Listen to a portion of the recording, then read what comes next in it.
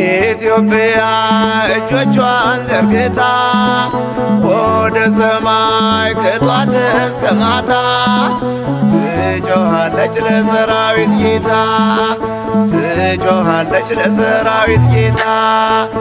ኢትዮጵያ እጆቿን ዘርግታ ወደ ሰማይ ከጧት እስከ ማታ ትጮኻለች ለሰራዊት ጌታ፣ ትጮኻለች ለሰራዊት ጌታ። በሉቃስ ወንጌል ምዕራፍ 12 ቁጥር 37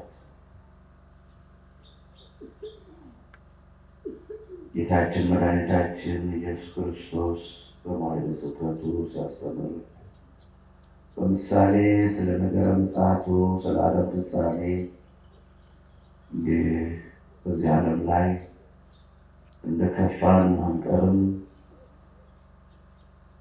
እንደተደሰትን አንቀርም። ሁሉም ያልፍና በዙፋኑ ፊት መቅረባችን ስለማይቀር ስለ ዓለም ፍጻሜ ስለ ነገረ ምጽአቱ ሲያስተምራቸው ሉቃስ ምዕራፍ 12 ቁጥር 37 ላይ ጌታቸው ሲመጣ ሲተጉ የሚያገኛቸው ብፁዓን ናቸው። ርዕሳችን ይህ ነው። በዚህ ርዕስ ለመማማር ለእኔ ምስጢሩን ይግለጽልኛል። ጌታቸው ሲመጣ ሲተጉ፣ ሲጠነክሩ፣ ሲያገለግሉ፣ አደራቸውን ሲወጡ፣ በቃል ኪዳናቸው ሲጸኑ፣ መሃላቸውን ሲጠብቁ፣ በእምነታቸው ሲጠነክሩ፣ እግዚአብሔርን ሲያመሰግኑ፣ ለአለቃቸው ሲመቹ፣ ሕግን ሲጠብቁ የሚያገኛቸው ብፁዓን ናቸው፣ የተመሰገኑ ናቸው ነው ያለው። እንግዲህ ዛሬ በቅዳሴ ጊዜ የተነበበውን ነው የምናብራራው። ለእኔ ምስጢሩን ይግለጽልኝ፣ ለእናንተ ደግሞ ባለመቶ ፍሬ ለመሆን ያብቃችሁ። ይህ ታላቅ ለጋስነት ነው። በመንፈሳዊ ሕይወት ብቻ ባለመቶ ፍሬ እንድንሆን እናንተ ለእኔ በጎ የምትመኙ ሰዎች ዛሬ ሰው በጎ አይመኝም። ዛሬ ሰው ለሰው ክፉ የሚያስብበት ሰዓት ነው። እናንተ ለእኔ በጎ ትመኛላችሁ፣ እኔም ለእናንተ መልካም እመኛለሁ። ባለመቶ ፍሬ ቅዱሳኖች፣ ጻድቃን መከራ የተቀበሉት ያገኙትን ጸጋ ለእርሱ የሚሳነው የለምና እንድትሆኑ ነው የምመኝላችሁ። አሁንም ፍሬ አልባ ሆናችሁ እንዳትቀሩ፣ አልሰማንም እንዳንል ሰምተናል፣ ተመክረናል፣ ምክንያት የለንም ለኃጢአታችንና በትምህርቱ ተለውጠን ባለመቶ ፍሬ ለመሆን ያብቃል። ጌታቸው ሲመጣ ሲተጉ ሲጠነክሩ የሚያገኛቸው ብፁዓን ናቸው፣ የተመሰገኑ ናቸው። በሉቃስ ወንጌል ምዕራፍ 12 ከቁጥር 32 ጀምሮ አንተ ታናሽ መንጋ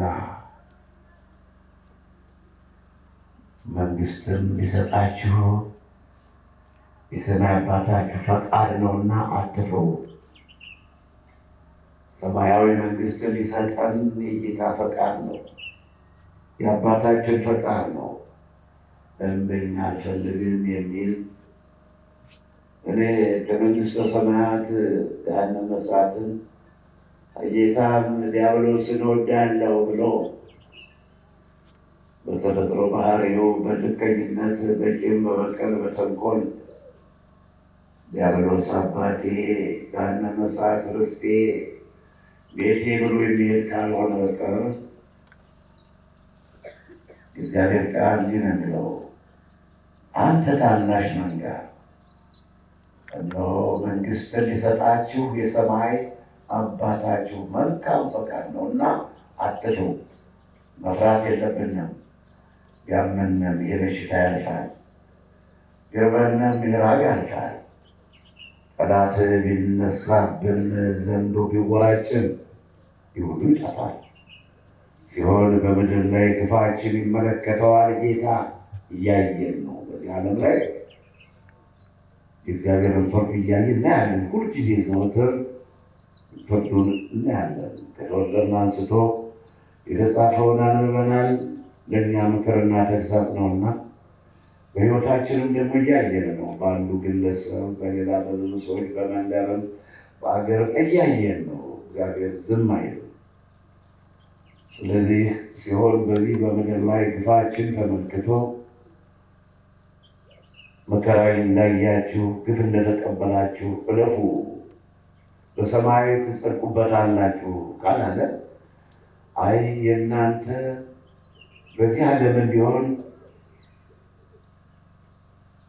ግፍ ተቀብላችሁ በተቀበላችሁት ግፍ የእግዚአብሔር ፍርድ ተገልጾ የእግዚአብሔር ስራ ይገለጻል፣ የአምላካችን ስራ ይገለጻል ብሎ በቸርነቱ ከተመለከተን በዛም ሆነ በዚህ እግዚአብሔር ለክፉ አያስበንምና ሰው እንደታመመ ቢሞትም በነፍሱ ያርፋል።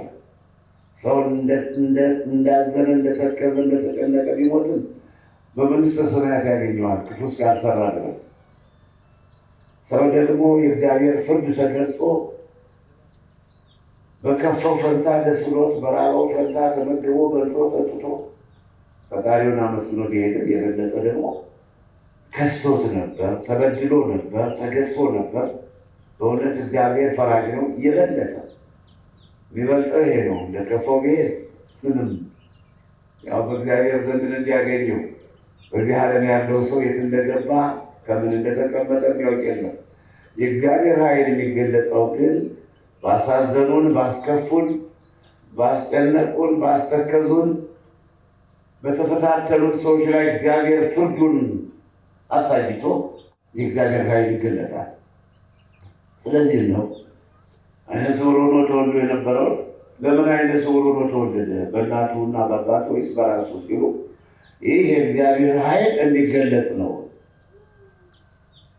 የውሸት ዋናው ድንቅ ስራው ይሄ ነው። ብዙ ተፈታታኝ ያለበት እንደተፈተነ አይቀርም። ያው ከፈተና ይወጣና ፈታኞች ደግሞ በፈንታው ሲፈተኑ ስናይ አሁንም ለእኔና ለእናንተ የምንለምነው ይሄ ነው። እግዚአብሔር ኃይሉን ገልጾ እንደተገፋ እንዳንቀር አንተ ታናሽ መንጋ እነሆ መንግሥትን ሊሰጣችሁ የሰማይ አባታችሁ መልካም ፈቃድ ነውና አትፍሩ፣ ፍርሃት ከእናንተ ይወገድ። እግዚአብሔር ለእናንተ መልካም ሰማያዊ መንግሥተ ሰማያትን አዘጋጅቶ ይጠብቃችኋልና። ስለዚህ ያላችሁን ሽጡ፣ ለነዳያን ስጡ፣ የተራበውን አብሉት፣ የተጠማውን አጠጡት፣ የታረዘውን አልብሱት። ይህ ድል የሚገኘው በተነ፣ ለነዳያን ሰጠ፣ ጽድቁ ለዘላለም ይኖራል።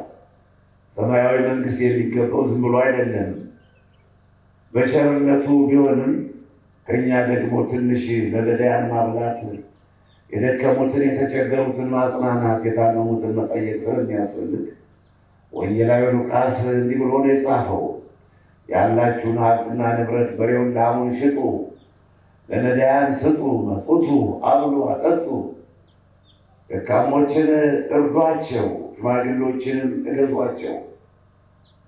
መዝገባችሁን ሌባ በማይሰርቀው ሽፍታ በማይቀመው ብልም በማያበላሸው ነቀዝ በማይበላው በሰማይ አስቀምጡት። ልባችሁ መዝገባችሁ ባለበት ልባችሁ በዛ ይኖራል ይላል ሉቃስ ምዕራፍ 12 ከቁጥር 32 ጀምር እያነበቡት ነው። መዝገባችሁ ከባለበት ከዛ ልባችሁ በዛ ይቀመጣል። ስለዚህ ያላችሁን ሽጡ፣ ለውጡ። ጉልበት ያለው በጉልበቱ፣ ሀብት ያለው በሀብቱ፣ እውቀት ያለው በእውቀቱ ከእናንተ ያነሱትን ደካሞች፣ ድሃዎች፣ ችግረኞች፣ የእውቀት ድሃ፣ የገንዘብ ድሃ፣ የጉልበት ድሃ የሆኑትን ባላችሁ ስጦታ ተባበሯቸው። ሁሉም ያልፋልና ሰማያዊ አባታችሁ ሰማያዊ መንግሥት ሊያወርሳችሁ መልካም ፈቃዱ ነውና አትፍሩ። ከእናንተ የሚጠበቀው ማብላት፣ ማጠጣት፣ መስጠቱም ደግሞ ከፍቅር ነው። ፍቅር ከሌለ መስጠት የለም። አብሎ አጠጡ ያለም ጌታ ፍቅርን ሲያላብሰን ነው። ፍቅርን ሲያጎናጽፈን ነው። መቼም ተነስተው ወድቀህ ለፍተህ ደክመህ ለጠላትህ እስከዚህ አይደለም። ስለምትወደው ታበለዋለህና አብራችሁ ብሉ። ያላችሁን ሽጡ፣ ለውጡ። ድሃዎችን ውደዷቸው፣ እንደራሳችሁ እዩዋቸው እያለ ነው። ከዚህ በኋላ ነው እንግዲህ ቁጥር 32፣ 33፣ 34፣ 36 እና 37 ላይ ወረድ ብሎ እንዲህ ጌታቸው ሲመጣ ተግተው የሚያገኛቸው ብፁዓን ናቸው። ከሌሊቱ በሁለተኛው ክፍል፣ በሦስተኛው፣ በአራተኛው ክፍለ ሌሊት ድንገት ከች ሲል ተግተው አደራቸውን ሲወጡ፣ ተግተው ሲጠብቁ፣ ሌላውም በቀንና በሌሊት ሰራተኞችን ሲጎበኙ፣ ልጆችን ሲንከባከቡ፣ አዝመራውን ሲጎበኙ፣ ከብቶችን በጎችን በለመለመ ሳር በጠራ ውሃ ሲያለቅሙ ጌታቸው ሲመጣ እንደዚህ ተግተው በተሰጣቸው የሥራ ድርሻ ሌሊትን ነቅተው ከእንቅልፋቸው፣ ቀንን ተግተው ከድካማቸው፣ ልጅ ካለ ልጅን፣ ሰራተኛ ካለ ሰራተኞችን እያሰማሩ፣ ከብት ካለ አዝመራ ካለ በተሰጣቸው የሥራ ድርሻ ነቅተውና ተግተው የሚጠብቁ ብፁዓን ናቸው። እርሱም ቁሞ ያገለግላቸዋል። እርሱም እንደ ጌትነቱ ሳይሆን እንዲህ ላሉት ታማኝ ባለሟሎች፣ ታማኝ ሎሌዎች ቁሞ ያገለግላቸዋል። ቁሞ ከማዕዱም ያስቀምጣቸዋል። ታማኝ ሆኖ ተገኝተዋልና፣ ሲጠብቁ ተገኝተዋልና፣ የሥራ ድርሻቸውን ተወጥተዋል፣ መሐላቸውን ጠብቀዋል፣ ቃል ኪዳናቸውን አክብረዋልና እርሱም ታላቅነቱን ክብሩን ትቶ ዝቅ ብሎ ቁሞ ያገለግላቸዋል። ሌሊቱን ከእንቅልፋቸው ነቅተው አደራቸውን ሲወጡ፣ ቀንን ከድካማቸው በርትተው ጠንክረው የተሰጣቸውን የሥራ ድርሻ በጉልበታቸው፣ በበጎ ሕሊና፣ በእውቀታቸው፣ ባለ ኃይላቸው ሲሰማሩ ሲደክሙ ስላገኛቸው ቁሞ ያገለግላቸዋል። እንግዲህ ይላል ጌታ መድኃኒዓለም ኢየሱስ ክርስቶስ፣ ሌባ በስንተኛው ክፍል ባለቤት አለ። ባለቤት ሌባ በስንተኛው ክፍለ ሌሊት እንደሚመጣ ቢያውቅ ኑሮ ባለቤት ቁጭ ብሎ ተዘጋጅቶ በጠበቀውና በመለሰው ነበር። ባልጠበቀው ሰዓት ስለሚመጣ ሀብቱንም ንብረቱን መሳሪያውንም ዘርፍ ይወስድበታል። የጌታ መጣልም እንደዚሁ ነው። እንደ ሌባ በሌባ ምሳሌ ነው። ጌታ የሚመጣው ከማንም ጋር ቀጠሮ እዞ በታወቀ ቀንና ሰዓት፣ ሌሊት እንጣ ቀን፣ ክረምት እንጣ በጋ ስለማናውቅ ተዘጋጅታችሁ ጠብቁ። ወገባችሁ የታጠቀ ይሁን። የታጠቀ ወገባችሁ የታጠቀ፣ ቀበቶአችሁ የጠበቀ ይሁን። ተዘጋጅታችሁ ጠብቁ። ስለ ነገረ ምጽአቱ ነው የሚያስተምረን። በመጣ ጊዜ እንዳናፈር አለን ዘለል ስትሉ፣ ነገ እደርሳለሁ፣ ነገ እመለሳለሁ፣ ነገ ንስሐ እገባለሁ ስትሉ የጌታ መምጫው እንዳይደርስ፣ ከለዛም ነፍሳችሁ ከሥጋችሁ የምትለይበት ጊዜ እንዳይደርስ ዛሬ ተዘጋጅታችሁ ጠብቁ። ተግተው የሚያገኛቸው ጌታቸው በመጣ ጊዜ ተግተው የሚያገኛቸው ብፁዓን ናቸው ማለት። ጌታ ለፍርድ ሲመጣ ሕግን ጠብቀው የተጣሉት ታርቀው፣ የቀሙት መልሰው፣ የበደሉት ክሰው፣ ኃጢአትን ሲፈጽሙ የነበሩት የድፍረት ኃጢአት ሳይገዛቸው ኃጢአት በድፍረት ይፈጸማል ነው። ኃጢአት፣ ድፍረት፣ ትዕቢት የለመደ ሰው እንዲያው ሰውም እግዚአብሔርም እንዳለ ከፊቱ የሚታየው ነገር የለም። ከፊቱ ምንም ሰውም ያለ አይመስለው። ከዚህ በላይ ሰው የለም። ታናሽነቱ አይታየው። ከሁሉ ያነሰ ደካማ የአእምሮ ድሃ ሳለ፣ የጉልበት ድሃ ሳለ የበላይ መስሎ ነው ወጥቶ የሚታየው። ሰይጣን ነው የሚወጣጠረው። የድፍረት ኃጢአት እንዲህ ነው። የድፍረት ኃጢአት ከኔ በላይ ሰው የለም፣ እኔ በላይ ሀብታም የለም፣ እኔ በላይ አዋቂ ብልህ የለም። የድፍረት ኃጢአት ይሄ ነው። የሌለውን አለ ብሎ እንዳለቃቸው እንደ ዲያብሎስ ያልፈጠረውን ፈጠሮ ያለው ያልሰራውን ሰርቼ ያለው እንዳለ የድፍረት ኃጢአትን ፈራ ተባ ተብሎ እግዚአብሔርን እያሰቡ አላበጅሁም ተሳስቼ ያለው እያሉ እንደነ ጴጥሮስ እንደነ ዳዊት የሚሰራ ኃጢአት አለ። በድፍረት ደግሞ ማን አለብኝ ብሎ እግዚአብሔርን እንደሌለ በማድረግ በእግዚአብሔር ፈንታው ነው መልካም መስራት እንኳን ጥሩ ነበር። እንዳለቃቸው እንደ ዲያብሎስ ነው የድፍረት ኃጢአት የሚሰሩ የድፍረት ኃጢአት እንዳይገዛኝ አቤቱ ጠብቀኝ ይላል ነቢዩ ዳዊት። ስለዚህ እንዳይሆንባችሁ ፈንታችሁ መጠበቅ ነው። ዛሬ የተነበበው እንዲህ አይነት ነው። ይህንን ነው የምንነጋገርበት። ጌታቸው ሲመጣ ተግተው የሚያገኛቸው ማለት ንጽሕናቸውን ጠብቀው ከኃጢአት ርቀው የበደሉ ክሰው የቀሙ መልሰው የተጣሉ ታርቀው ኃጢአት የሰሩ ንስሐ ገብተው አላበጀንም ተሳስተናል ብለው እንደ ቅዱስ ጴጥሮስ መራራ ልቅሶን አለቀሰ። በድያለሁ፣ ተሳስቻለሁ፣ አጥፍቻለሁ አለ። ጌታን አሳልፎ ከሰጠው በኋላ አላበጀውም ተሳስቻለሁ ብሎ መራራ ልቅሶን አለቀሰ።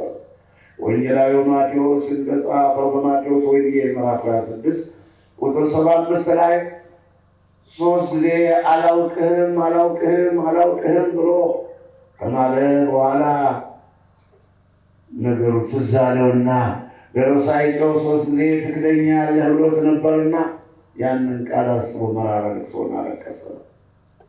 በማቴዎስ ወንጌል ምዕራፍ 26 ቁጥር 31፣ 32፣ 33 ጌታችን መድኃኒታችን ኢየሱስ ክርስቶስ በመካከላቸው ከደቀ መዛሙርቱ ፊት የሰው ልጅ ሊቃነ ካህናት አሳልፈው ይሰጡታል፣ በሦስተኛው ቀን እነሳለሁ እያለ ወደ ገሊላ ቀድማቸዋለሁ እያለ ሲነግራቸው ሁሉም ተነስተው እኔ አልክድህም፣ ሁሉም ይክዱን ያልክድህም እያለ ጴጥሮስም ሌሎችም አልክድህም ይሉ ነበር። ጌታም ዛሬ ዶሮ ሳይጮህ 3 ጊዜ ትክደኛለህ ብሎ ለቅዱስ ጴጥሮስ ነግሮት ነበርና የተባለው ቀን ወራት ሳይቆጠሩ ቀናት ሳይቆጠሩ በዛው በተባለበት ቀን ቅዱስ ጴጥሮስ 3 ጊዜ ክዶታል። በመካኑም የተባለው ስለተፈጸመ መራራ ልቅሶን አለቀሰ። ንስሐ መግባት ነው። ጌታቸው ሲመጣ ሲተጉ የሚያገኛቸው ብፁዓን ናቸው። እርሱም እንጂ ቁሞ ያገለግላቸዋል፣ ቁሞ ያስደስታቸዋል። ይሄ የነገረ ምጽአቱ የዓለም ፍጻሜ ነው። ዛሬ ቂም የያዛችሁ፣ ዛሬ የበደላችሁ፣ ዛሬ በሰው ላይ ትዕቢት፣ ኃጢአት፣ ተንኮል የሰራችሁ፣ ዛሬ የሰው ክብር የቀነሳችሁ መጠየቅ አይቀርምና ለኃጢአታቸው ምክንያት የለውም የተባለው እንዳይፈጸምባችሁ ተግተው የሚያገኛቸው እንብላ እንጠጣ ሳይሉ እንደሰት ሳይሉ አሞኛል ቆርጦኛል እያሉ እርቦኛል እያሉ ምግብ እያመቻቹ ምግብ እየቀያየሩ መኝታ እየቀያየሩ መልካም ለስጋቸው የሚመች ነገር የነፍሳቸውን ትተውት የሰማዩን ረስተውት የእግዚአብሔርን ዘንግተውት ለስጋቸውና ለዚህ ለፈራሽ በስባሽ ለጠፊው ለኃላፊው ዓለም ሲጨነቁ ደክመው ዝለው የሚያገኛቸውን ነገር የተዋረዱ ናቸው። እንብላ እንጠጣ ሳይሉ ግን በእምነታቸው ጸንተው በጸሎት በጾም ጸንተው የሚያገኛቸው ብፁዓን ናቸው። እንግዲህ ወደንም ይሁን ሳንወድ አስበነውም ይሁን ሳናስበው በዓለም አቀፍ በዛ ባህር ማዶ ሆናችሁ ቅዠትን የምታስቡም አላችሁ። እንግዲህ እግዚአብሔር ለምን እንደጠራን አናውቅም። የተጠሩ ብዙዎች የተመረጡ ጥቂቶች ሆነን በተለያየ ምክንያት በዚህ በታላቁ ገዳም ስሙን ጠርታችሁ የዳናችሁና የዚህን የታላቁን ገዳም ዝና ሰምታችሁ የትም ቀንም ተግታችሁ የምታስቡታላችሁ።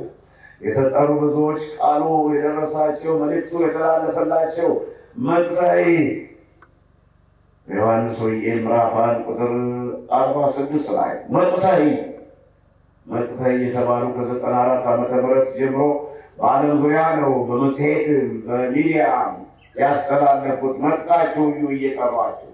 ግን የተጠሩ ብዙዎች የተመረጡ ግን ጥቂቶች ይላል ወንጌላዊ ሉቃስ በወንጌለ መንግሥት እንደጻፈው ሉቃስ ወንጌል ምዕራፍ 13 ቁጥር 30 ላይ የተጠሩ ብዙዎች የተመረጡ ጥቂቶች የሚል ተጽፏልና።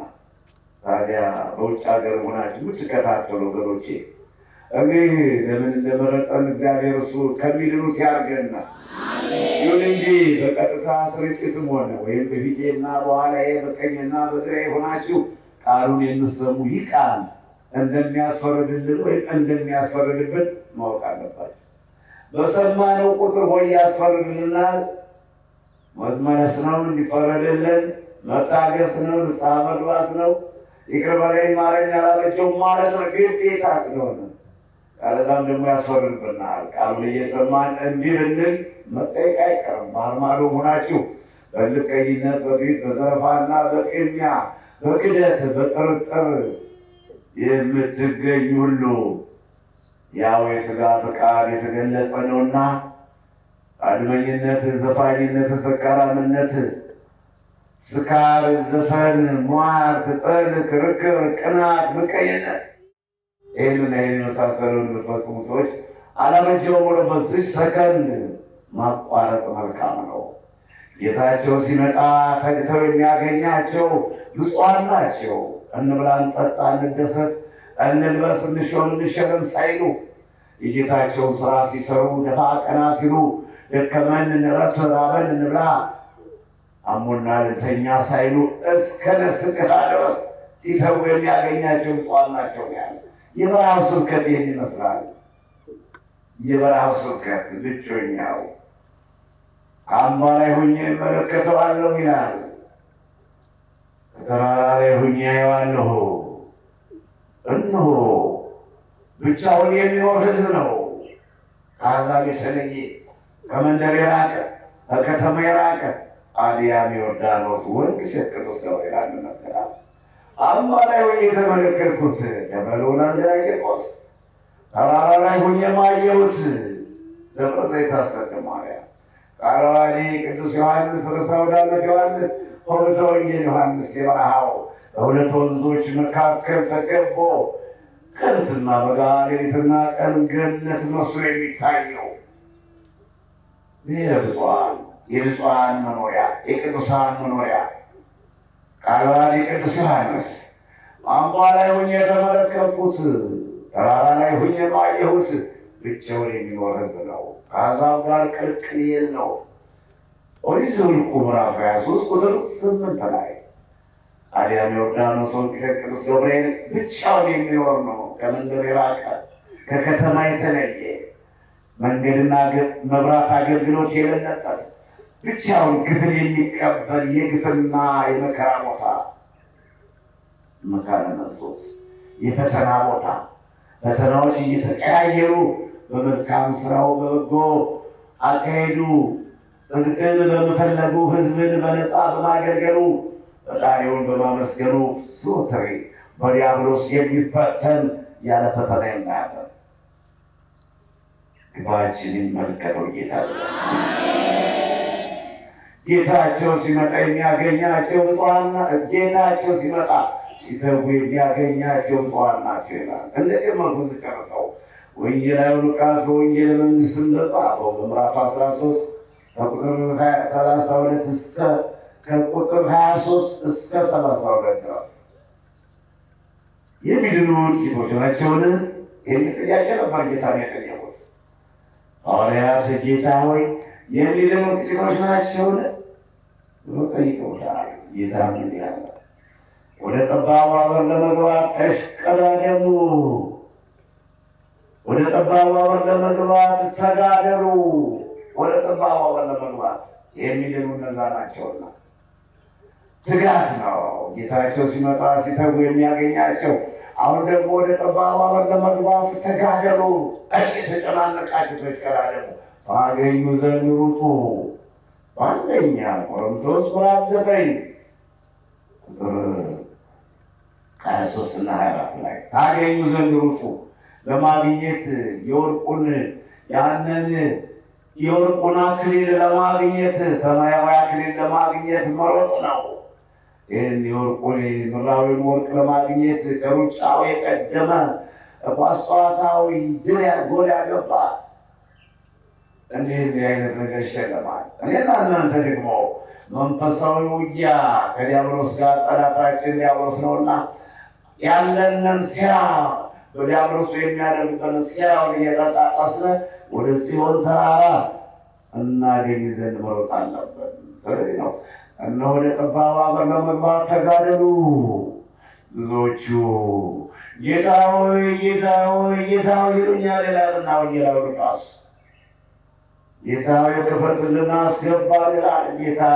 ጌታቸው መጥቶ በሩን ከዘጋ በኋላ አልተጉም አልነቁም፣ ንቃተ ሕሊና የላቸውም። በማማኬ ተኝተዋልና በትዕቢትና በዘረኝነት ወድቀዋልና ስላላሰቡት ጌታቸው በሩን ከዘጋ በኋላ ጌታ ሆይ ክፈትልን ይሉኛል። አላውቃችሁም። ይሄ ነው አላውቃችሁም፣ እናንተ ክፉዎች አላውቃችሁም። ኧረ ጌታ ሆይ አብረን በላን ጠጣን። አብሮ መብላት መጠጣት ቁም ነገር የለው። አብሮ ጠላትም አብሮ ይበላል ይጠጣል። አብረን በላን ጠጣን። በዚች ዓለም ላይ አራዊቱም እንስሳቱም ሰውም ፍጥረቱ ሁሉ አለ፣ በልቷል ጠጥቷል። ግን በዚህ ዓለም ላይ ያለው ሁሉ የመንግስቱ ወራሽ አይሆንምና በአንድ ቤትም እንጂ ወላጆች ቤት አባትና እናት 7 ወይም 8 10 እና 12 ይወልዳሉ። የተለያየ ባህሪና የተለያየ እምነት የተለያየ አካባቢ ያለው ነው። ከአንድ ሆድ ወጥተው ዙረው በአንድ መንግስተ ሰማያት ወይም በአንድ በገነት መኖር አይችሉምና እንደየስራቸው ነውና ኤሳውና ያዕቆብን ብንመለከት ኤሳውን ጠላሁት ያዕቆብን ወደድሁት የሚል ተጽፏል። ዘፍጥረት ምዕራፍ 25 ከቁጥር 22 ላይ። ስለዚህ በፊትህ በላን ጠጣን፣ በአደባባያችን ማስተማርህ የሁሉ ምክንያት አይሆንም። ስለዚህ ጌታ ሆይ ክፈትልን፣ አላውቃችሁም እናንተ ክፉዎች። አብርሃም ይስሐቅና ያዕቆብ በገነት ሲቀመጡ ከምስራቅ ከምዕራብ ከሰሜን ከደቡብ ብዙዎቹ ለዚህ ዕድል በቅተው ተግተው ፈጣሪያቸውን አገልግለው ከምስራቅ ከምዕራብ ከሰሜን ከደቡብ ይሰበሰባሉ። እናንተ ግን ክፉዎች ልቅሶና ጥርስ ማፋጨት ወዳለበት ትገባላችሁ። የተጠሩ ብዙዎች የተመረጡ ጥቂቶች በማለት በሉቃስ ወንጌል ምዕራፍ 13 ከቁጥር 23 እስከ 30 ነው ያነበቡላችሁ። የተጠሩ ብዙዎች ነበሩ፣ የተመረጡ ጥቂቶች ናቸው። አብርሃም ይስሐቅና ያዕቆብ በገነት ስታዩዋቸው ያ ጊዜ የመንግስት ልጆች ሆነው ተግተው የጠበቁት ጌታን በድላቸው የተጠቀሙት በዘመናቸው መልካም ስራ የሰሩት የማይቀበር ታሪክ ያስቀመጡት አብርሃም ይስሐቅና ያዕቆብ በገነት ስታዩዋቸው ያ ጊዜ እናንተ ክፉዎች ለቅሶና ጥርስ ማፋጨት ወዳለበት ገሃነም ሄዱ የሚል ተጽፏል። ጌታቸው ሲመጣ ተግተው የሚጠብቁት ብፁዓን ናቸው። ሉቃስ ምዕራፍ 12 ቁጥር 37 ላይ ተግተን እንድንጠብቅ የምናስተምራቸው ወገኖች ተግቶ መጠበቅ ያስፈልጋል። የትም ብትሄዱ፣ የትም ብትወጡ ብትወርዱ፣ በጎ ብታስቡ ክፉ ብታስቡ ከእግዚአብሔር እጅ አትወጡምና ከእጁ ማውጣት ለፍርድ መቅረብ አይቀርምና በዚህ ዓለም ተሾልኮም አገር አቋርጦ በባህር ላይ ሰፎ በመሄድ በማዕበል እየተንገላቱ ጠላቱን ያመልጣል። ሰው በቁጥቋጦም በጫካውም ተደብቆ ሰው ከቀን ይደርሳል። በጓዳውም በቀዳዳው ሾልኮ ከጓዳ ገብቶ ከቀን ይደርሳል ሰው በዚህ ዓለም። ነገር ግን በፍርድ ቀን ሁሉም ለፍርድ መቅረቡ አይቀርም። ራሳቸውን አታታሉ፣ በራሳቸው አትቀልዱ፣ በራሳቸው አትጨክኑ፣ በራሳቸው አትፍረዱ፣ ራሳችሁን አትጥሉት፣ ራሳችሁን አሳልፋችሁ ለመከራ አትስጡ። መድኃኒቱ እጃችሁ ነው ያለው። ሌላ ሰው ሊያድናቸው አይችልም። መድኃኒቱ ከእናንተው ነው። ጌታቸው ሲመጣ ተግተው የሚጠብቁት ብፁዓን ናቸው። ተግቶ መጠበቅ ከእኛ ይጠበቃል። ወንጌላዊ ማቴዎስ በወንጌል መንግሥት በማቴዎስ ወንጌል ምዕራፍ 25 ከቁጥር 1 እስከ 13 ነው። ስለ 10 ደናግሎች ተጽፏል። 10 ደናግሎች ሙሽራውን ይጠባበቃሉ። ሙሽራው በ3 ሰዓት ይምጣ፣ በ4 በ5 ይምጣ፣ በ6 በመንፈቀ ሌሊት የሚመጣበት ሰዓት ስላልታወቀ መብራታቸውን አብርተው 10 ደናግሎች ሙሽራውን ይጠባበቁ ነበር። ሙሽራው ዘገየ፣ ጌታ ዘገየ። ጌታ መምጣቱን ነቢያት ይወርዳል ይወለዳል አሉ። ከድንግል ማርያም ተወለደ።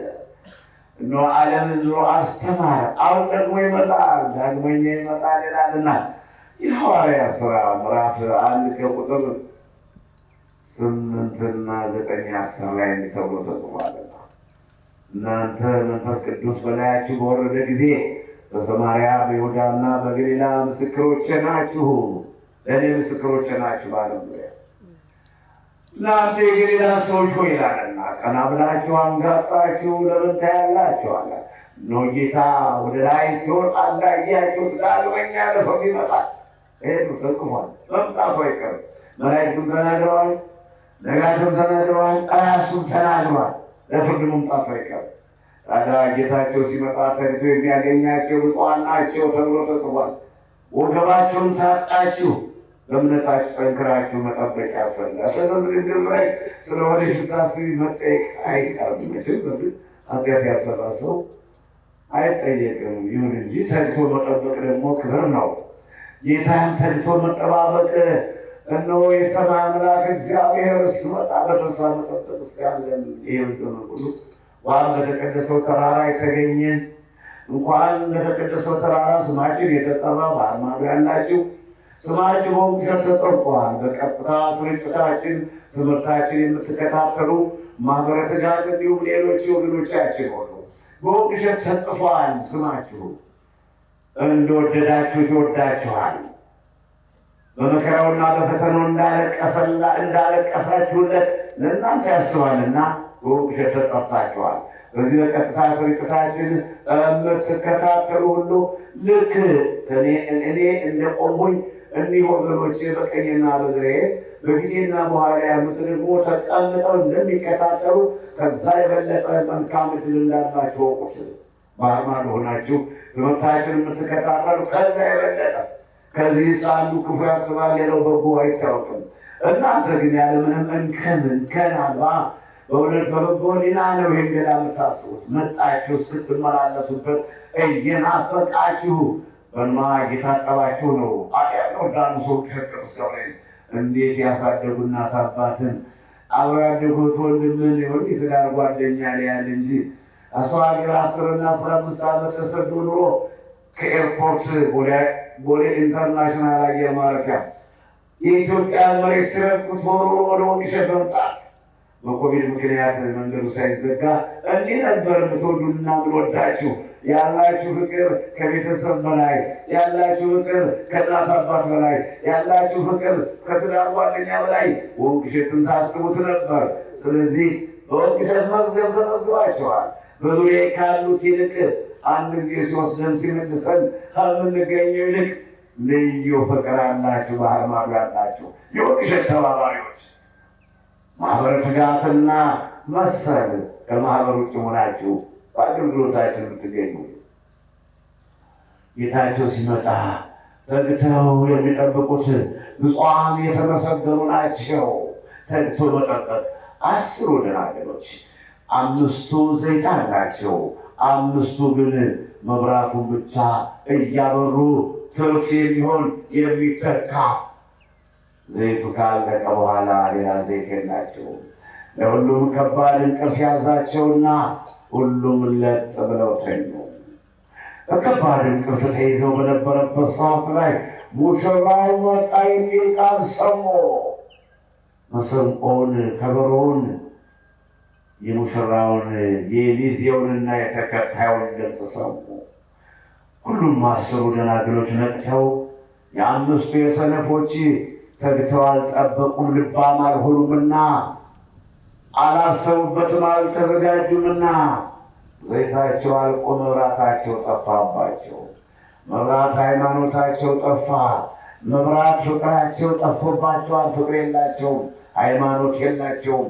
መብራት በጎ ሕሊናቸው ጠፋ።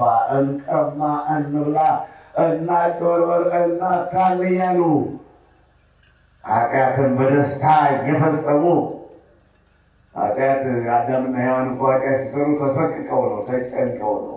ኃጢአትን በደስታ እየፈጸሙ እነዛ 5ቱ ደናግሎች መብራታቸው ጠፋባቸው። 5ቱ ግን መብራቱ ሊጠፋ ሲል ዘይታቸው ሞሉና ከሙሽራው ጋር ተግተው ይጠብቁ ነበርና ሙሽራው ጋር ገቡ። እባካችሁ ዘይት ስጡን አሏቸው። እነዛ ደናግሎች ከእኛ የበለጠ አይተርፍም፣ ይህ ለእኛ በእኛ የተለካ ነው፣ ከእኛ ተርፎ ለእናንተ ልንሰጣቸው አንችልም። ሂዱና ከተማ ግብዙ አሏቸው። በመንፈቀ ሌሊት በጨለማው ጊዜ ሰውና ሰው በማይታይበት በጨለማው ጊዜ ዘይት ለመግዛት ወደ ከተማ ሲሄዱ ሙሽራው ከ5ቱ ደናግሎች ጋር አብረው ገብተዋል። ጌታቸው ሲመጣ ተግተው የሚጠብቁ ብፁዓን ናቸው። 5ቱ ልባሞች ደናግሎች አብረው ከሙሽራው ጋር ገቡ። ሰነፎቹ አርቀው ያላሰቡት ለነገ ያላሉት ዛሬ በገጠማቸው ድል ብቻ ሲቀማጠሉ አንዱን ለመጉዳት ሌላውን ለመጥቀም፣ አንዱን ለማብላት ሌላውን ለማስራት እችን ዓለም የግላቸው አርገዋት ሲቀማጠሉ በጉቦ በማታለል በማቀርበር ዘመናቸው በግብ ያሳለፉ ሰዎች እንዲህ ከዛ ሙሽራው ከገባ በኋላ መጥተው ጌታ ሆይ ያስገባን ይሉ ነበር። ጌታ ሆይ ክፈትልን ይሉ ነበር። አላውቃችሁም እናንተ ሰነፎች፣ ያልተዘጋጃችሁ ያልለበማችሁ ሰነፎች ሂዱ ከፊት ይላቸው ነበር። ወንጌላዊ ማቴዎስ እንደጻፈው በማቴዎስ ወንጌል ምዕራፍ 25 ከቁጥር 1 እስከ 13 ድረስ ነው ያነበብኩላችሁ። ከዚሁ ቀጥዬ አሁንም ከቁጥር 15 እስከ 29 ድረስ ባንብላችሁ እንዲህ ይላል ቃሉ። ጌታችን መድኃኒታችን ኢየሱስ ክርስቶስ አንድ ሰው ወደ ሩቅ አገር ሊሄድ ተነሳ። ሩቅ አገር ሲሄድ ሰራተኞችን ሰብስቦ ገንዘቡን አደራ ሰጣቸው። ለአንዱ 5 መክሊት ሰጠው፣ ለሁለተኛውም 2 መክሊት ሰጠው፣ ለሶስተኛውም 1 መክሊት ሰጠው። መክሊቴን አተርፋችሁ ነግዳችሁ ተግታችሁ ነቅታችሁ ጠብቁኝ፣ ገንዘቤን እንዳታጠፉት አላቸውና ያ ሰው ከሄደበት ሀገር ኑሮ ቆይቶ ወደ ሀገሩ ሲመለስ 5 መክሊት አደራ የተቀበለው 10 አድርጎ ነግዶ ተራራውን ወጥቶ ቁልቁለቱን ወርዶ ወደ ቆላ ወርዶ ወደ ደጋ ወጥቶ ክረምትና በጋ ዝናብና ፀሐይ ተፈራርቆበት ባለ 5ቱ መክሊት 10 አድርጎ ቆይቶታል። ባለ 2ቱም እንዲሁ እንዳቅሞ 2ቱን መክሊት 4 አድርጎ ጠበቀው። እንደዛ ወጥቶ ደክሞ ሌሊት ነግቶ ቀን ተግቶ የተቀበለውን ገንዘብ 4 አድርጎ ቆየ። ባለ አንዱ ደግሞ ጌታዬ ሆይ አንተ ያልዘራኸውን የምታጭድ ያልሰበሰብከውን ማለት ያልዘራኸውን ያልዘራኸውን ታጭዳለህ፣ ያንተ ያልሆነውን ደግሞ ትሰበስባለህ። ስለዚህ ክፉ ሰው መሆንክን ስላወቅኩኝ ይሄ ገንዘብ ይጠፋብኛል ብዬ አልነካሁት ይኸው መሬት ቀብሬዋለሁና አንተ ያልዘራኸውን የምታጭድ ጨካኝ ሰው መሆንክን የማውቀው እና ገንዘብህን አልነካሁም። ብቻ አንዷ መክሊት አንዷን እንደሰጠኝ 1 መክሊት ብቻ እንግዲህ 1 መክሊት በመስጠቱ የተባለውን ነገር ላነብላችሁ ነው። 1 መክሊት እንደው ያስቀረ ሰውስ እንዴት ይባል ይሆን? የተሰጠውን አንደኛውን የበላ የቀማ ገንዘቡን ያልመለሰስ ምን ይደረግ ይሆን? ይህ ሰው አንተ ጨካኝ ሰው ነህ፣ ያልዘራኸውን ታጭዳለህ፣ ያልበተነውን ትሰበስባለህ፣ ያንተ ያልሆነውን ትፈልጋለህና ጨካኝ መሆኑን አውቄ ቀበርኳት። ከመሬት ይቺው ገንዘብ አለና ሰጠ። ያን ጊዜ ጌታቸው እንዲህ አለ ለባለ አስሩ 5ቱን 10 ላደረገው አንተ በጎ ሰው፣ መልካም ሎሌ፣ ጥሩ አገልጋይ እንደው 5ቱን 10 አድርገሃልና በ10 ከተማዎች ሹሜሃለዋል። ባለ 4ቱንም እንዲሁ እንዲህ አለውና በደግነቱ 2ቱን 4 አድርጓልና አሁንም በሰፊ በታላላቅ ከተሞች ላይ ሹሜሃለሁ አለ። ለዛኛው ግን አንተ ክፉ ሰው፣ እኔ ያዘረሁትን ሳጭድ ያልበተሩትን ስሰበስብ የታየኝ አንተ ማጥፊ። ስለዚህ ለቅሶና ጥርስ ማፋጨት ወዳለበት ጨለማ ውሰዱት። ላለው ይሰጡታል፣ ይጨመርለታል፣ ይበዛለታል። ለሌለው ደግሞ ያንን ያለውን ይወስዱበታል፣ ባዶውን ይቀራል። ባለ 1 ነበረ፣ ከአንዱ ተቀማ። ባለ 5 ነበሩ፣ 10 ሆነላቸው። ከ10 በላይ በ10 ከተማ ላይ ተሾሙ። ትውልድ ሆይ የእግዚአብሔርን ቃል እናስተውል። ኤርምያስ ምዕራፍ 2 ቁጥር 31 ላይ የእግዚአብሔርን ቃል እናስተውል። እስራኤል አለ ጌታ ኢየሱስ ክርስቶስ፣ በእውነት እስራኤላውያን እኔ የተከተልኳቸው ጥለውኝ ኮበለሉ፣ ጀርባቸውን እንጂ ፊታቸውን አልሰጡኝም። ወደ ጦር እንደሚሄድ ፈረስ ይጋልባሉ፣ ወደፊት ከኔ ተለይተው ይጋልባሉ። ጀርባቸውን የሰጡ ፊታቸውን አልዞሩልኝም ይላል መጽሐፍ ቅዱስ። አይ መጽሐፍ ቅዱስ እንዴት ምግብ ነው! ያለ ቁርስ ያለ ምሳ ሆድን ይሞላል። እስራኤል ጀርባቸውን ሰጡኝ፣ ወደ እኔ ፊታቸውን አልዞሩም። እስራኤል ይፈረጥጣሉ፣ ይሮጣሉ፣ ከኔ ይሸሻሉ። እኔ እየጠራኋቸው እነሱ ይሸሹኛል። እስራኤል ስለዚህ ትውልድ ሆይ የእግዚአብሔርን ቃል አስተውሉ፣ ልባችሁን ልከኛ አታድርጉት። ዛሬ ድምፁን ስትሰሙ ልባችሁን ልከኛ አታድርጉት ይላል መዝሙር 94 ቁጥር 7 ላይ። ልብን ሰበር አድርጎ መለስ ብሎ ንስሐ መግባት ነው። አላለችሁም ተሳስቻለሁ ብሎ ከቀሩ ፍቅር ይሻላል አይሻልም ወገኖቼ? አዎ ከጌታ ከመለየት ወደ ጌታ መቅረብ ግድ ነው። ያመካከለንም አይቻልም እኮ ግዴታ መቅረብ። ወደ እሱ ቅረቡ፣ ያበራላችኋል። የቀን ጨለማ ያዋጣችሁ፣ ዘመን የከፋባችሁ፣ ጊዜው የጨለመ የተገዘገዘባችሁ፣ ጠላት የተነሳባችሁ፣ ረሃቡ፣ በሽታው፣ ችግሩ፣ ምቀኛው የጠነከረባችሁ ወደ እሱ ቅረቡ፣ ያበራላችኋል። መዝሙር 33 ቁጥር 4 ላይ። ስለዚህ እርሳችን ጌታቸው ሲመጣ ሲተጉ የሚያገኛቸው ብፁዓን ናቸው። ውሰዱት፣ ጨለማና ጥርስ ማፋጨት ወዳለበት ወደ ገሃነም ውሰዱት። ላለው ጨመርለታል፣ ለጸጋ ላይ ጸጋ። እናቱ ትመርቀዋለች፣ አባቱ ይመርቀዋል፣ ጎረቤቶች ይመርቁታል፣ ሽማግሌዎች ካህናቱ ይመርቁታል። በስራ በቢሮ የስራ ባልደረቦቹ አለቃው ሲመርቀው፣ ሚስት ካለ ሚስቱ ትመርቀዋለች፣ ባባ ይመርቃታል። ላለው ይጨመርለታል፣ ይታቀርለታል፣ ይበዛለታል። ለሌለው ለተረገመው ደግሞ እናት አባቱ ይረግሙታል። ከስራ ሲወጣ በመንገድ ሽማግሌዎች ይረግሙታል፣ ካህናቶች ያሳዝናቸው ይረግሙታል። ከቢሮም ገብቶ ደግሞ የስራ ባልደረቦቹ ይረግሙታል፣ አለቃዎቹ ይረግሙታል። ለሌለው ከነዛው ደግሞ ባዶ ይቀራል። ያው ያለው ይወሰድበታል። እዚያው ቃል ከዚህ አድነን። የሌለው የለውም። እናት አባት የረገመው፣ እህት ወንድም የረገመው፣ ካህናት የረገሙት፣ ሽማግሌ የረገሙት፣ ፍጥረቱ ሁሉ ያሳዝናል። መጨረሻው እግዚአብሔርን ያሳዝናል። እነሆ እግዚአብሔር ቃል እንዲህ ይላልና ጌታቸው ሲመጣ ተግተው የሚያገኛቸው ብፁዓን ናቸው። እኔ እንድናገር ግለጽልኝ ጌታዬ። በማቴዎስ ወንጌል ምዕራፍ 25 ከቁጥር 15 እስከ 29 ነው ያነበብኩላችሁ። ተግቶ መጠበቅ ግድ ነው። ብትወዱም ባትወዱም፣ ብትቀበሉትም ባትቀበሉትም መጠየቅ አይቀርም። ዋይታና ጩኸት የማይጠቅም ጩኸት፣ ለቅሶ የማይጠቅም ለቅሶ፣ እንባችን እንደ ነሐሴ እንደ ሐምሌ ዝናብ ቢፈስ ጩኸታችን እንደ ሐምሌ እንደ ነሐሴ ነጎድጓድ ቢደበላለቅ የማይጠቅም ጩኸት ነው። ሰው ከሞተ በኋላ ንስሐ የለውምና አንድ ጊዜ ተዘጋጅቶ መጠበቅ ግድ ነው። ታዳሚዎቻችን እንግዲህ እንደምን ቆያችሁ? ጌታቸው ሲመጣ ተግተው የሚጠብቁ ብፁዓን ናቸው።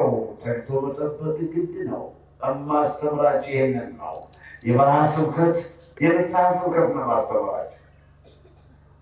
እናንተ የንስሐ ስብከት እንድትዘጋጁ የመንግሥተ ሰማያት ወራሽ እንድትሆኑ ሰማያዊ ክብር እንድትገኙ እንድትጎናጸፉ ይሄ ሸማው ይሄ ሰራተኞች የሰሩ ሳይሆን ብርሃን ተጎናጽፋችሁ ወደ ጽዮን ተራራ ከማኅበረ በኩራት መላእክት ከሰራዊተ መላእክት ከጻድቃን ማኅበር ጋር አብራችሁ እንድትሆኑ ዕብራዊ ምዕራፍ 12 ቁጥር 22 ላይ ከመላእክት ከሰራዊተ መላእክት ጋር አብራችሁ እንድትኖሩ ግብዣዬ ጥሪ ይሄን ይመስላል። የእናንተ ጸሎት እኔንም ለመዳን ያብቃኝ። የኔ ትምህርት ደግሞ እናንተ ለመመለስ ያብቃችሁ። እናንተ በጸሎት መድቧችሁ ለእኔ ጸለያችሁ የመንግሥቱ ወራሽ እንድሆን እንድሰረብኝ ነው። ትምህርት ግን እኔ ነኝ ያስተማርኳችሁ አይደለም። አዎ በወንጌል ወልጃችኋለሁ ይላልና በአንደኛ ቆሮንቶስ ምዕራፍ 4 ቁጥር 15 እና 16 ላይ ምንም እንኳን ብዙ አባቶች ቢኖሯችሁ እኔ በወንጌል ወልጃችኋለሁና አባታችሁ ነኝ ይላልና ይህ ትምህርታችን የበረሃው ስብከት ይህን ይመስላል። እንግዲህ የጌታ ስራ ጠጠረጭ ያለውን የወፎች ዜማ የሚሰማበትን ነብሮች፣ ዘንዶዎች፣ እባቦች፣ አሳማና ጅቦች እንዲሁም ዝንጀሮዎች ብቻ የሚተራማመሱበትን ድኩላና ሚዳቆ ጅግራና ቆቁ የሚተረማመስበትን የሀገር በቀል ዛፎች ወደ ሰማይ አንጋጠው ሰማይ ጠቀስ መስለው በሚያዝያ ፀሐይ ያለምንም ደመና ዝናብ ሲያካፋ የሚታይበት ተራራ ቋንጣ ተሰቅሎበት በሬዎች ታስረውበት ሽር ሌባ ወንበዴው ጠጅና ጠላና ረቂውን አዘንብሎ የሚጠጣበትን ቦታ አንድ መንፈሳዊ ጀግና በሕይወቱ በነፍሱ የጨከነ ልሙት ወይም ልስራ ብሎ የወሰነ ሰው በረሃውን ጥሶ በመግባት እንዲህ ተራራውን ዝቅ ሸለቆውን ከፍ አድርጎ በመደልደል ዛሬ 24 ሰዓት ወንጌል ይሰበክበታል። ይህ ነው ጌታቸው ሲመጣ ተግተው የሚጠብቁት ብፁዓን ናቸው። እናንተ አታጸድቁኝም፣ አልቅሱልኝ፣ ጸልዩልኝ ያልኩ እንጂ በጸሎት እንድትረዱኝ እናንተ አታጸድቁኝም፣ እናንተም አታስኮንኑኝም። እነሆ የሚያጸድቅ እግዚአብሔር ነው፣ የሚኮንንም እግዚአብሔር ነው ተብሎ ተጽፏል። ሮሜ ምዕራፍ 8 ቁጥር 31 ላይ የሚኮንን እግዚአብሔር ነው፣ የሚያጸድቅም እግዚአብሔር ነው። ከሚድኑት ያድርገን እግዚአብሔር።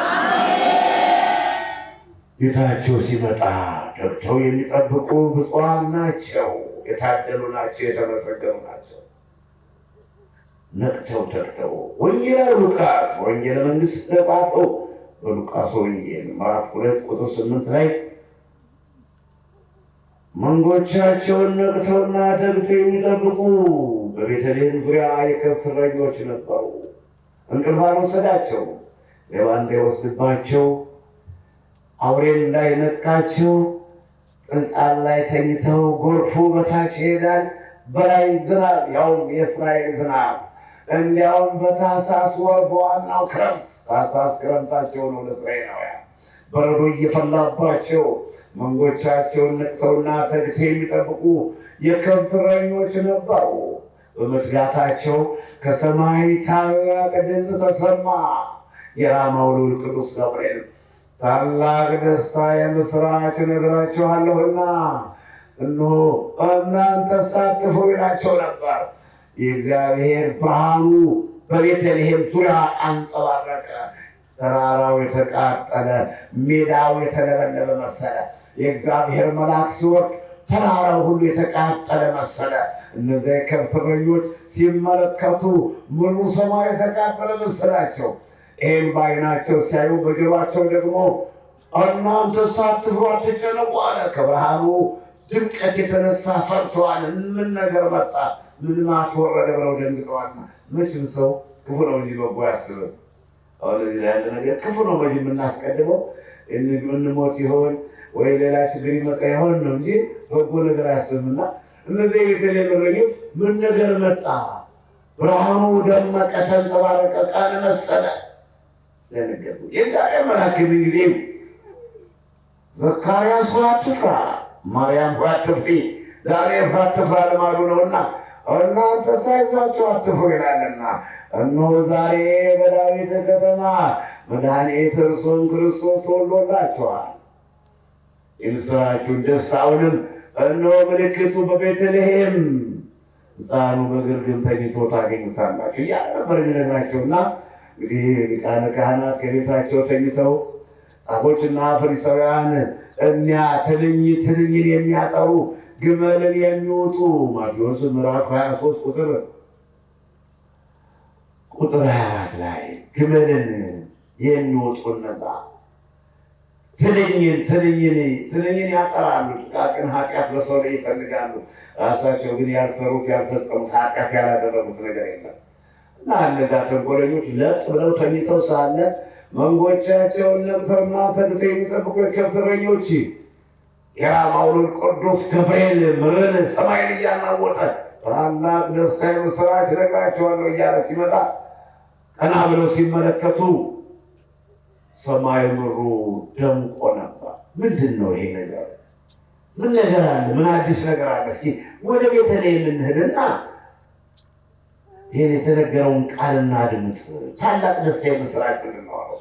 እነዛ ተግተው መንጎቻቸውን የሚጠብቁ የከብት እረኞች ወደ ቤተልሔም ሲሄዱ መላእክት ስብሐት ለእግዚአብሔር በሰማያት ወሰላም በመሰማቱ ለሰው እያሉ ሲያመሰግኑና እንዲሁም እረኞች አብረው ከጌታ ጋር አመስግነው መድኃኒዓለም ኢየሱስ ክርስቶስ በግርግም በከብቶች በረት በጨርቅ ተጠቅልሎ ከእናቱ ከድንግል ማርያም ጋር አይቶታል። እንግዲህ ጌታቸው ሲመጣ ተግተው የሚጠብቁ ብፁዓን ናቸው።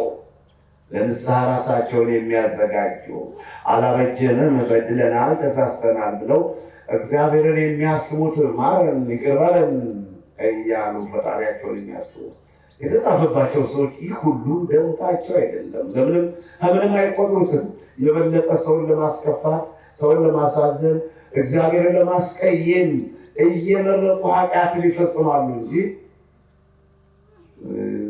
ከእግዚአብሔር ከመንፈስ ቅዱስ የተለዩ ሰዎች መልካም ነገር አስቡ። አሁን የምትድኑትን ለማዳን ነው እንዲህ የምንጮኸው፣ ክረምትን በጋም የምንለፈልፈው የምትድኑትን ለመምረጥ ነው እንጂ ማይድን አይድንም፣ የማይጠቀምም ደግሞም እንጂ ይመቻችለታል። ቦታውንም ያመቻችለታል፣ ጊዜውንም ያመቻችለታል። የተጻፈበትን ኃጢአት ለመስራት ይሁዳ እንዲያ አባቱን ለመግደል ያበቃው እኮ በኋላ ወስደው ጣሉት። እነዛ አሞራ ብለው አሞራ በለው ነበር እንዲሞት ብለው የጣሉት እናት ነበር። አይደለም አልሞተም። ይሁዳ ያመቻችለታል። የተጻፈበት ይፈጸም ዘንድ እንደምንም ወቁበት ብላችሁ ልቅስ በትዊት ተወጠራችሁ መቼም ሰው አይፈነዳም። ብትወጠሩ እዳ ነው። ይሁዳ እኮ ወስደው ባህር ጣሉት ነው የተባለ። ያን ጊዜ አሞራ በለው አሳ በለው አለቀለት ነበር። አይደለም ያው የተጻፈበትን በነቢዩ በዕንባቆም የተባለ ይፈጸም ዘንድ የሚሰራቸው ኃጢአቶች በሱ ይሰራሉ፣ ይጠቃለላሉ። ስለሚጠቃለሉ ወስደው ባህር ማዶ አሳደጉት። ያሳደጉት ላምረኛ አላደረጉትም፣ ገበሬ አላደረጉትም፣ የወይን ተክል ተንከባካቢ አላደረጉትም። ጦር ሰራዊት አድርገው አሳደጉት። ለምን? ተመዝግቧል። ለዚህ ኃጢአት ተመዝግቧል። እወቁበት፣ ንቁበት። እኔ ማን ነኝ? እኔ ለማን ነው እድሜ ለእድሜ ቢሰጣችሁ? በሽተኛ የነበራችሁ ብትጠነክሩ፣ ደክማችሁ የነበሩት ብትበረቱ አይሰራችሁ። ጠውልጋችሁ የነበራችሁት እንዲህ እንቧይ መስላችሁ ስታይ ለምን ይሆን? የበለጠ ኃጢአት እያሰራችሁ መሆኑ ነው። ብዙ በሽተኞች አሉ፣ ይሞታሉ የተባሉ ሰዎች ሙተው እነሱ አሉ። ይቆያሉ የተባሉት ሙተው እነሱ አሉ። ኃጢአታቸውን ሊያስፈጽማቸው እንዲሁም የቆረጣቸው መስለውም አይታዩም። ሕመም ያለባቸው መስሎ አይታዩም። ሕመማቸው ኃጢአት ነው። ክደው ሰውን ማስካድ፣ አጥፍተው ሰውን እንዲያጠፋ ማለት ይህ ራሱ የሰይጣን ስራው ነው። በሽታውም ከሰይጣን ነው፣ ኃጢአቱም ከሰይጣን። በከተማም በገጠርም አሉ የምናውቃቸው ታመሙ ብለን በየሰዓቱ ሆስፒታል እየሄዱ ገንዘባቸውን ሲከሰክሱና የመዳን ተስፋ ቆርጠው በሽታው ጸጥቶባቸው የኖሩበት ሰዎች ዛሬ ትቷቸዋል። ምንም የሚባል የለባቸው። ይሄ ለምን ይሆን ብሎ ራስን መጠየቅ ነው። መቼም ጋንም እሳት ሲፈነጥር ያሰጋል። እንኳንስ ነው ጌታቸው ሲመጣ ተግተው የሚጠብቁት ብፁዓን ናቸው። ጠጥቶ መጠበቅ ያስፈልጋል። መንቃት ያስፈልጋል። ንቃተ ሕሊና ጌታ ሆይ ይቅር በለኝ አላበጀውም ማለት ጥሩ ነው። የቃለ ካህናቱ ተኝተው ሳለ የቤተልሔም እረኞች ከጌታ ጋር አመስግነዋል። ጌታን ስብሐት ለእግዚአብሔር በሰማያት ወሰላም በምስምረቱ ለሰብእ ብለው ጌታን በቤተልሔም በግርግም ማንም ያላየው ድል ለማንም ያልተሰጠ ጸጋ ለከብት እረኞች በመንቃታቸው በመትጋታቸው በመለብልባን በመሆናቸው ይድል ገጥሟቸዋል። ሁላችንም የሚድኑት እንድንሆን እንዘጋጅ፣ ንስሐ እንግባ። አይጠቅመንም ኃጢአት፣ ክፋት፣ እልከኝነት ለማንም አልጠቀመውም። እልከኝነት፣ ትዕቢት ለማንም አልጠቀመውም። አለቃችሁና ለአባታችሁ ለዲያብሎስም አልጠቀመውም። ትዕቢት ልቅስ ፍሬያ የጥበብ መጀመሪያው እግዚአብሔርን መፍራት ነው። መዝሙር 110 ቁጥር 10 ላይ ስለዚህ ቀሪ ጊዜያችን እንጠቀምበት ወገኖች፣ እንመለስ፣ እንታገስ። ለስጋ ስታስቡ ሳትዘጋጁ አንዱን ሳልዘው ወንጌል ካዘዘው አንድ ስራ አሳስሩ መጠራትና ለጥያቄ መቅረብ ያው በስጋ ስደተኛ ይሄ ኑሮ የኛ ኑሮ አሁን ባህር ማዶ ያላችሁትም ያው የምታውቁት ኑሮ ነው። ከኔ ይልቅ እናንተ ታውቁታላችሁ። በክብር እንኳን ተጠርቼ ውጭ ሀገር ስሄድ እንዴት ይጨንቀኛል። ቅድስት ሀገር ኢትዮጵያ፣ ሀገር እግዚአብሔር ኢትዮጵያ፣ በእውነት የቅዱሳን የጀግኖች የጻድቃን ሀገር ኢትዮጵያ፣ መረገነት ኢትዮጵያ ስለለቀቄ ለአገልግሎት ስሄድ ይጨንቀኛል። እንኳንስ በኗሪነት በቋሚነት እዛውም በሰው ቤትና በእንግልት ፈረንጅ ላይ እናታች እያያችሁ ከዚህ አንዱን ስደተኛ እዚሁ አንድ ሀገር ተወልደን አንዱን ስደተኛ አንዱን ኗሪ አንዱን ባላባት ስንሰዳደብ እንውላለን። እንኳን ቀለማቸውና ቋንቋቸው ከኛ የማይተባበር ከፈረንጅ ጋር ግፍ እየተቀበላችሁና እየተሰደባችሁ ያለ በሁለት ሀገር ስደተኛ ወይ ከዚህ አልደመቀልን አልሞቀልን ምንም ጥቅም ባይኖረው ወይ ከዚህ አሰባችሁት አልተፈጸመ ወይ በወዲያኛው ደግሞ መግቢያ በር የላችሁ የሁለት ሀገር ስደተኛ እንዳትሆኑ ጌታቸው ሲመጣ ተግተው የሚጠብቁት ብፁዓን ናቸው፣ እርሱም ቁሞ ያገለግላቸዋል። ይህ ስለተጻፈ ወንጌላዊ ሉቃስ በሉቃስ ወንጌል ምዕራፍ 12 ቁጥር 37 ላይ ከሚድኑት ያንገን ወገኖች ዕለቱ ሰንበት ነው። ለጥበበኛ ትንሽ ይበቃዋል። ብዙ መማማር ብንችልም በዚህ ርዕስ የንስሐ ጉዳይ ስለሆነ የነፍስ ጉዳይ ስለሆነ የመዘጋጀት ጉዳይ ስለሆነ አንድ ሰው ሀገር ወደ አንድ ስንልከው ወደ አንድ ቦታ እሱ ነበር ሌላ ባህን የያዙት መቋሚያው ምኑ ማለት ምን እኔ ግብተሽ እየተገኝቼ ዋካችሁ መታወቂያው እንዳትረሱት እንዲህ አይነቱን ነገር ያዙት ወደሚሄዱበት ከተማ ስንልካቸው ወይም ደግሞ ሌላ ካሉ መስሪያ ቤት ወደ ይሄንን ያዙት ይሄንን አትርሱት ሊሆናችሁን መግባት እናዘጋጅ እና በጌታ ፊት ስንቆም በሰራዊት ጌታ በይህ ልብሱ ሰዓት ክዳኑ ሰዓት መጎናጸፊያው ሰዓት በዘባነ ኪሩቤል ላይ ሆኖ ቅዱስ ቅዱስ ቅዱስ ተብሎ የሚመሰገን በሚያስፈራና በሚያስደነግጥ በመኖሩ ፊት ስንቆም ዕዳ አለብን ወገኖች፣ ዕዳ አለብን። የመጽሐፍ ያለ መጽሐፍ ጉዳይ የሆነና እንዳልኩት ሁሉ ይሁዳ ያው ወስደው አሳደጉት፣ ጦር ሰራዊት አደረጉት። ከአባቱ ሀገርና ተወለደበት ሀገር ጦርነት ሲገጠም ሰራዊት ወታደር አንዱ ላኩት ወደ አባቱ ሀገር መጣና አባቱን ገደለው። የተጻፈ ይፈጸም እንዲህ ከመሆኑ ያውቃቸው እንዲህ ከመሆኑ ኤሳውን ጠላሁት ያዕቆብን ወደድኩት ይላልና ዘፍጥረት ምዕራፍ 25 ከቁጥር 20 ላይ 21 22 ላይ ኤሳውን ጠላሁት የተጻፈ ገና ሳይወለዱ የተወሰነ ውሳኔ ከመወለዳችን በፊት እንዲህ አይነቱን ነገር ወቅቱን አይዟቸው። አሁን እየረዷቸው ነው። ይቅር ተው፣ ታገሱ። እምቢ አንተ ክፉ ሰይጣን እግዚአብሔር ይገስጽህ፣ እግዚአብሔር ያሳፍርህ በሉት። እኔ መካር ሳይመክረኝ ማንም ሳይመክረኝና ማንም ሳያስተምረኝ እዚህ ቆሜያለሁ። እናንተ ግን ይሁን እየተጮኸ እንደ ይሁዳ እንዲሁ አልፈልግም የሚላችሁ አሁንም ከኃጢአት ለኃጢአት የምትጨምሩ ከሆነ ታያላችሁ። ገና ብዙ ኃጢአት ያስፈጽማችኋል። ወደፊት እዩ ዝም ብላችሁ አሁን ወደፊት አንተም አንቺም እናንተም እዩ ካልተመለሳችሁ በሰከንድ የበለጠ ብዙ ኃጢአት ከፊታችሁ ይጠብቃችኋል። ግን አይጠቅማችሁም፣ ትጎዱበታላችሁ። መመለስ ነውና ይሁዳ አባቱን ገደለ፣ እናቱን አገባ። ያመጣው ነበር እኮ በዛ ንስሐ ሊገባ ጌታ ጋር 12 ሐዋርያት ያደረገው ጌታ የመጀመሪያው አለና ስምዖን የተባለው ጴጥሮስ አለ። በማቴዎስ ወንጌል ምዕራፍ 10 ከቁጥር 1-3 ላይ እስከ ቁጥር 5 ድረስ የመጀመሪያው ስምዖን የተባለ ጴጥሮስ አለ።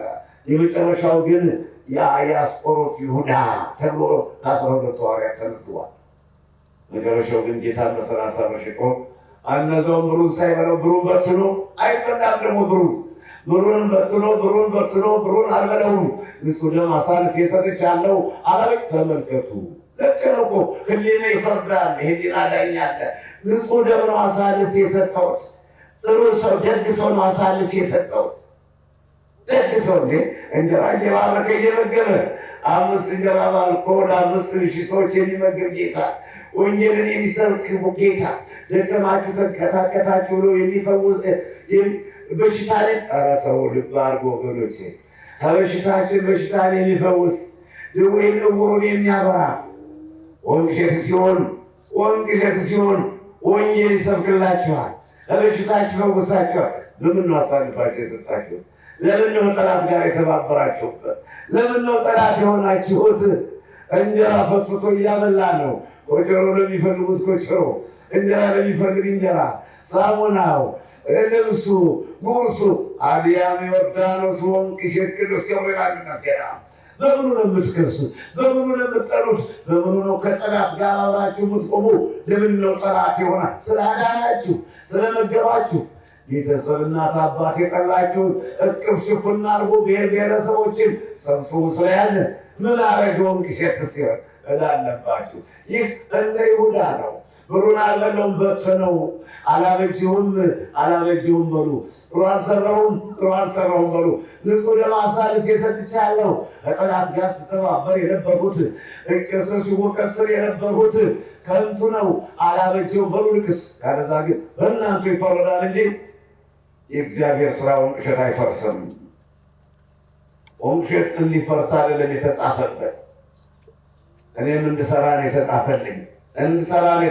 ወገኖች ከዚህ በፊት ያለፈው ዘመንም ያስተምራቸዋል። እኔ እንድሰራ ነው የተጻፈልኝ። ወደዳችሁኝም ጠላችሁኝም ከወሬ ውጭ የምታመጡት ነገር አይኖርም። እንድሰራ ነው የተጻፈልኝ እንጂ ብጠሉኝም ምንም ማድረግ አትችሉም። እስካሁን ድረስ ተገፍጬ እየተከሉ እዚያ አድርሰውኛል። ወደፊትም የምትገቡ ሰዎች ይሄ ነው። እንደ ይሁዳ ግን ሆነና ነገራችሁ ብሩን በተነ፣ ለሊቃነ ካህናት ሰጣቸዋል። በማቴዎስ ወንጌል ምዕራፍ 27 ከቁጥር 1፣ 2፣ 3፣ 4 ላይ እነሆ ጻድቅ ሰው ነው አሳልፌ የሰጠሁት፣ አላበጀውም ብሎ ብሩን በተነላቸው። እኛስ ምን አግዶን አሉና ለስደተኞች መቃብር እንዲሆን